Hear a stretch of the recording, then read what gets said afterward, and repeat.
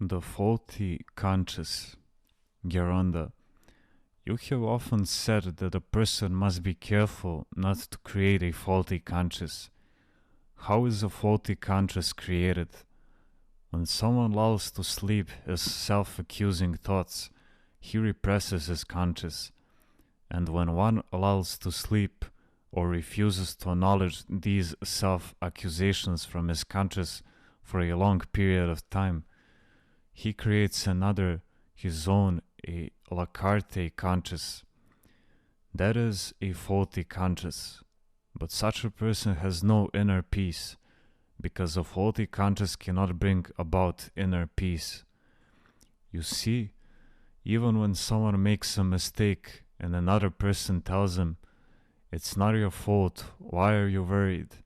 Or even if he pretends not to have noticed his mistake again, he will not find any inner peace. There are some who go to consult certain gurus, and so on, and when they realize that things are not going well, they will come to ask me. And while I tell them something to help them, they still insist, "No, what I believe is correct." But if what you believe is correct, then why do you come and ask me? Even though they are not at peace with what is wrong, they insist and keep on trying to find a false peace one way or another. But they cannot find true peace. Geronda, can someone go through a whole lifetime with a faulty conscience? If one believes in his own thoughts, he can. How can one correct his faulty conscience? By thinking humbly, by not trusting in his own thoughts, and by discussing them with a spiritual father.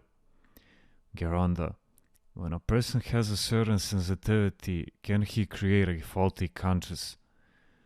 In order to create a faulty conscience, the sensitivity he has must not be a good one.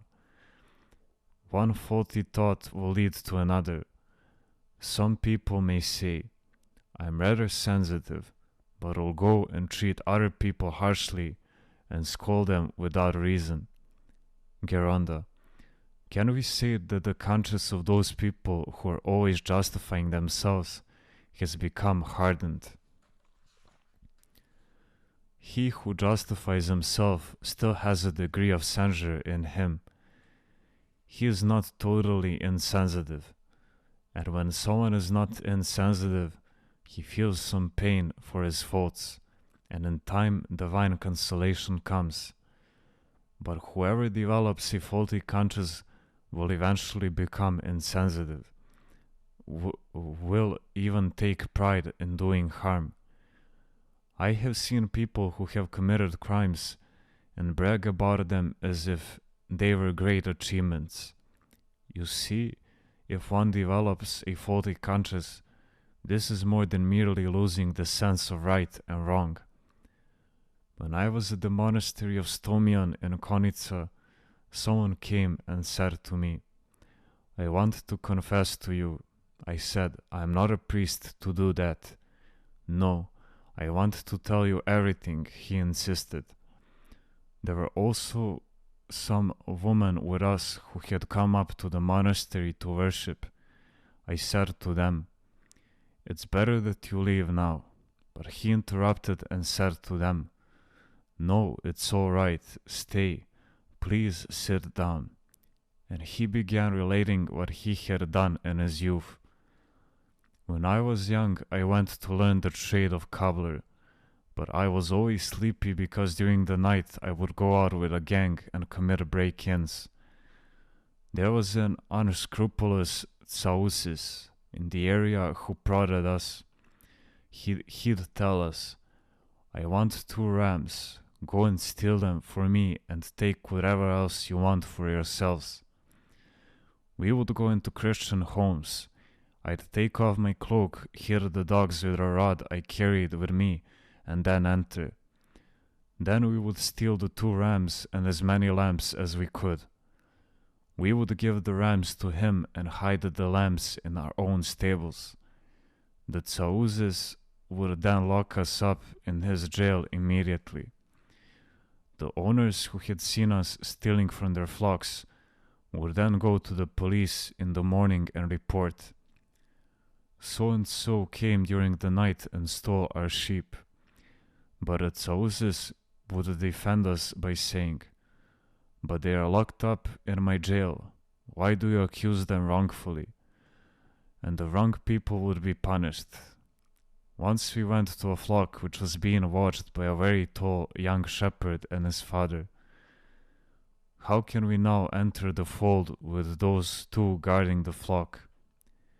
They will throw us out like matchsticks, the other said to me. So I took an old musket and fired at the young shepherd, sending him to the ground. Then I tied the father to a crab apple tree. Then we started stealing away, and he was laughing, describing all this as if it was some sort of great achievement. See where a faulty conscience can lead you. I also met a policeman who was serving in the transfer department. This poor man was constantly weeping because he had once accompanied an inmate from one prison to another, where he was then court-martialed and executed for his many crimes. This policeman sought out the relatives of the executed men and asked them for forgiveness.